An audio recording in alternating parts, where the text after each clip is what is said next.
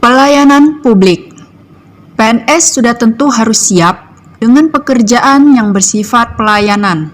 Hal itu merupakan suatu bentuk pengabdian bagi negara. Aspek orientasi pada pelayanan yang diujikan di tes TKP CPNS bertujuan untuk mengukur kesiapan dan kesigapan pada tugas pelayanan yang diberikan. Menurut Undang-Undang Nomor 25 Tahun 2009 tentang Pelayanan Publik, pelayanan publik adalah kegiatan atau kebutuhan pelayanan bagi setiap warga negara dan penduduk atas barang, jasa, dan atau pelayanan administratif yang disediakan oleh penyelenggara pelayanan publik.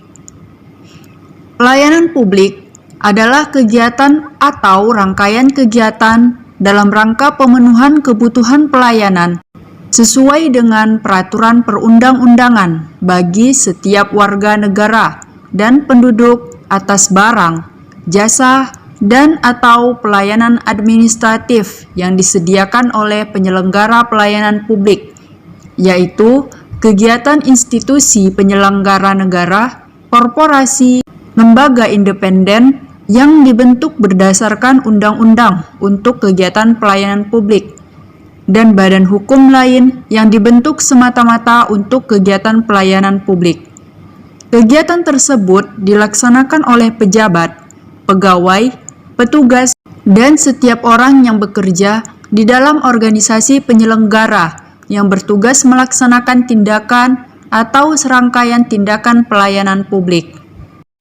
Menurut Kepmenpan Nomor 25 Tahun 2004, pelayanan publik adalah segala kegiatan pelayanan yang dilaksanakan oleh penyelenggara pelayanan publik sebagai upaya pemenuhan kebutuhan penerima pelayanan maupun dalam rangka pelaksanaan penentuan peraturan perundang-undangan. Ruang lingkup pelayanan publik meliputi pelayanan barang publik dan jasa publik, serta pelayanan administratif yang diatur dalam perundang-undangan. Untuk menjamin kelancaran penyelenggaraan pelayanan publik, diperlukan pembina dan penanggung jawab. Pembina tersebut terdiri atas pimpinan lembaga negara, pimpinan kementerian, pimpinan lembaga pemerintah non-kementerian, pimpinan lembaga komisi negara atau yang sejenis, dan pimpinan lembaga lainnya. Gubernur pada tingkat provinsi, bupati pada tingkat kabupaten, dan wali kota pada tingkat kota. Para pembina tersebut mempunyai tugas melakukan pembinaan, pengawasan, dan evaluasi terhadap pelaksanaan tugas dari penanggung jawab. Sedangkan penanggung jawab adalah pimpinan kesekretariatan lembaga atau pejabat yang ditunjuk pembina. Penanggung jawab mempunyai tugas untuk mengkoordinasikan kelancaran penyelenggaraan pelayanan publik sesuai dengan standar pelayanan pada setiap satuan kerja, melakukan evaluasi penyelenggaraan pelayanan publik, dan melaporkan kepada pembina pelaksanaan penyelenggaraan pelayanan publik di seluruh satuan kerja unit pelayanan publik. Penyelenggaraan pelayanan publik meliputi pelaksanaan pelayanan, pengelolaan pengaduan masyarakat, pengelolaan informasi, pengawasan internal, penyuluhan kepada masyarakat, dan pelayanan konsultasi.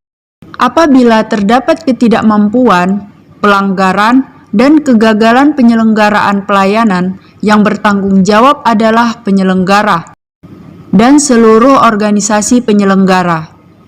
Dalam rangka mempermudah penyelenggaraan berbagai bentuk pelayanan publik, dapat dilakukan penyelenggaraan sistem pelayanan terpadu. Selain itu, dalam rangka meningkatkan efisiensi dan efektivitas pelayanan, dapat dilakukan kerjasama antar penyelenggara, meliputi kegiatan yang berkaitan dengan teknis operasional pelayanan dan atau pendukung pelayanan. Dalam hal penyelenggara yang memiliki lingkup kewenangan dan tugas pelayanan publik tidak dapat dilakukan sendiri karena keterbatasan sumber daya dan atau dalam keadaan darurat. Penyelenggara dapat meminta bantuan kepada penyelenggara lain yang mempunyai kapasitas memadai. Seseorang yang berorientasi pada pelayanan akan tercermin dengan 1. Selalu mendahulukan kepentingan umum daripada kepentingan pribadi. 2. Senang melayani terutama untuk kepentingan orang banyak. Prinsip-prinsip pelayanan publik. Pertama, kepastian hukum. Dimaksudkan adanya peraturan perundang-undangan yang menjamin terselenggaranya pelayanan publik sesuai dengan kebutuhan dan rasa keadilan masyarakat. Kedua, keterbukaan. Dimaksudkan bahwa setiap penerima pelayanan dapat dengan mudah mengakses dan memperoleh informasi mengenai pelayanan yang diinginkan. Ketiga, partisipatif. Dimaksudkan untuk mendorong peran serta masyarakat dalam penyelenggaraan pelayanan publik dengan memperhatikan aspirasi, kebutuhan, dan harapan masyarakat. Keempat, akuntabilitas. Dimaksudkan bahwa proses penyelenggaraan pelayanan publik harus dapat dipertanggungjawabkan sesuai dengan ketentuan peraturan perundang-undangan. Kelima, kepentingan umum. Dimaksudkan bahwa dalam pemberian pelayanan publik tidak boleh mengutamakan kepentingan pribadi dan atau golongan. Keenam, profesionalisme. Dimaksudkan bahwa aparat penyelenggaraan pelayanan publik harus memiliki kompetensi yang sesuai dengan bidang tugasnya. Ketujuh, kesamaan hak. Dimaksudkan bahwa dalam pemberian pelayanan publik tidak diskriminatif, dalam arti tidak membedakan suku, ras, agama, golongan, gender, dan status ekonomi. Kedelapan, keseimbangan hak dan kewajiban. Dimaksudkan bahwa dalam pemenuhan hak harus sebanding dengan kewajiban yang harus dilaksanakan baik oleh pemberi maupun penerima layanan. Tips 1. Biasakan untuk tidak menunda-nunda pekerjaan. 2. Menyelesaikan pekerjaan sesuai dengan skala prioritas. 3. Manfaatkan waktu luang dengan hal-hal yang positif dan produktif. 4. Melatih diri untuk disiplin. 5. Mempergunakan waktu secara optimal, terutama saat jam kerja.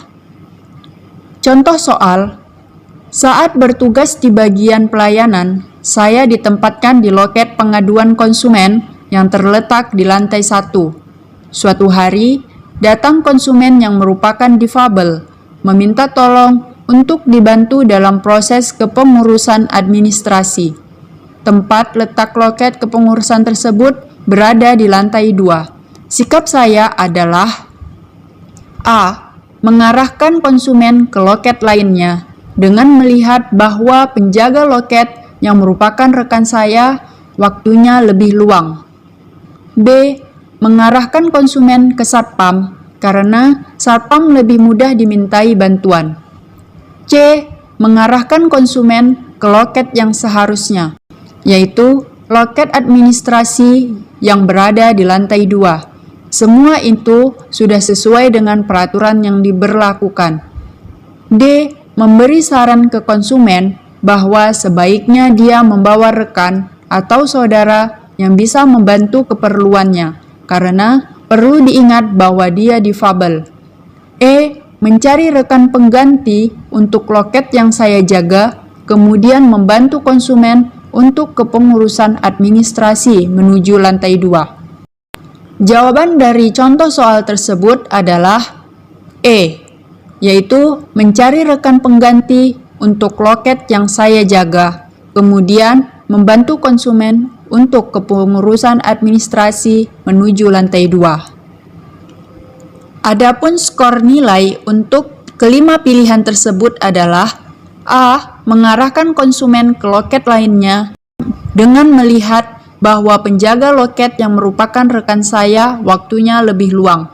Skornya 4. Mengarahkan ke pegawai lain yang lebih fleksibel boleh-boleh saja, namun apabila kamu mampu menyelesaikan sendiri, tentunya lebih baik. B. Mengarahkan konsumen ke satpam karena satpam lebih mudah dimintai bantuan. Skornya 3. Mengarahkan ke pegawai lain yang lebih fleksibel tetap harus memperhatikan bahwa pegawai tersebut tidak menjadi terganggu tugas utamanya. C.